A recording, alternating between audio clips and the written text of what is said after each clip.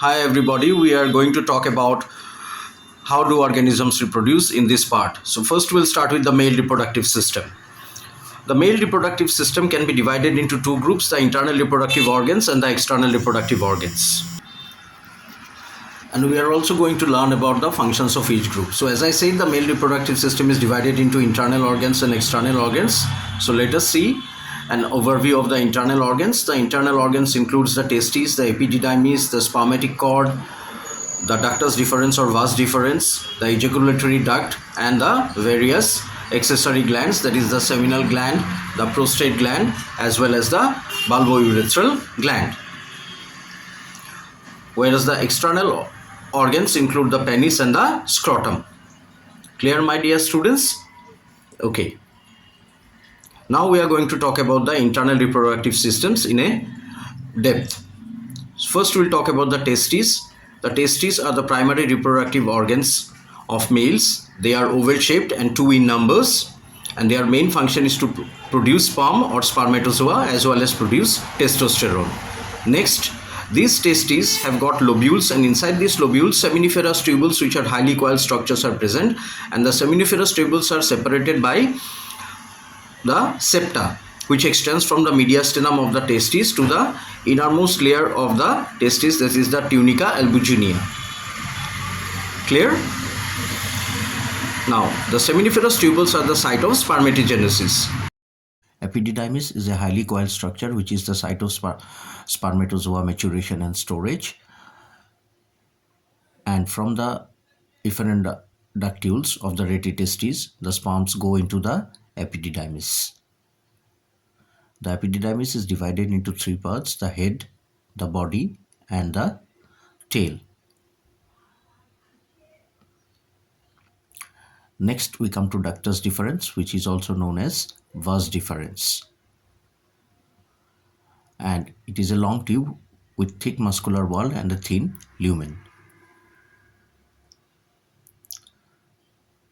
The ductus deferens continues from the lower end of the epididymis, and it transports sperms through the inguinal canal within the spermatic cord into the pelvic area. Next, we come to the accessory glands, and the first gland is the seminal gland, which is located between the rectum and the bladder,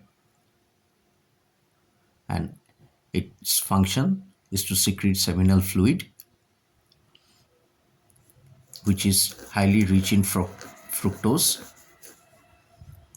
and it provides sperm with energy and acts as a coating agent to neutralize the acidity of the vagina and cervical mucus.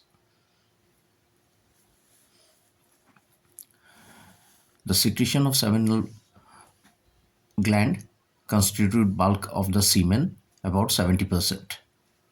Then the next structure is the ejaculatory duct. They are paired structures and union of the ductus deferens and seminal glands.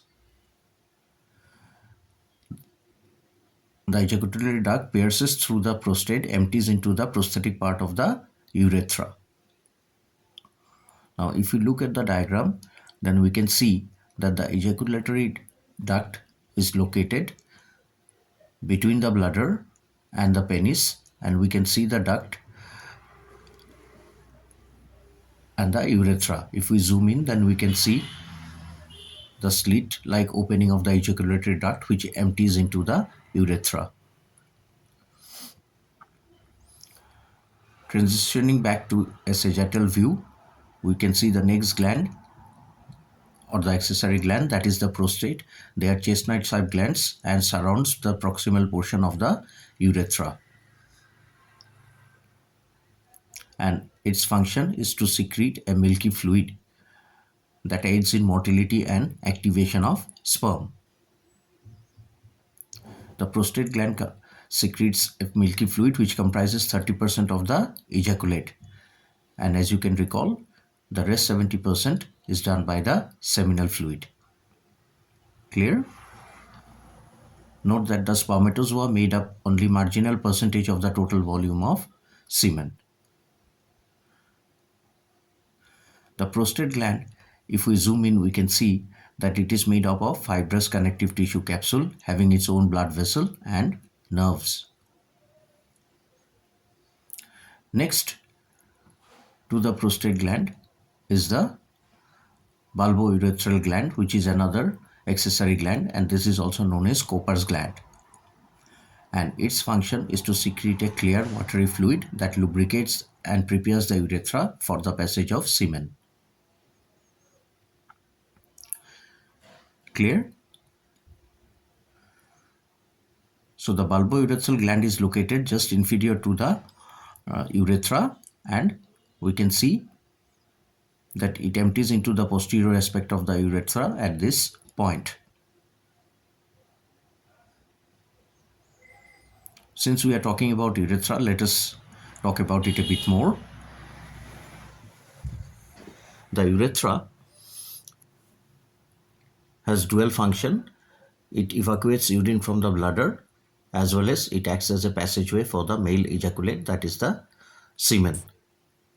Now we come to the external reproductive organs, which includes the penis, that is the male copulatory organ, and its function is reproduction by serving to introduce sperm into the female reproductive system. It is also the organ of sexual pleasure and micturition, that is urination. Next we come to scrotum, and it's a bag-like structure that holds the testes, right? And the testes remain outside in the scrotum because it requires a temperature below the body temperature so that the sperms can survive in it. So basically it is cooler than the normal body temperature. Thank you for watching, everyone. I hope you all like my channel. So please do subscribe to my channel and share it amongst your friends, and do comment.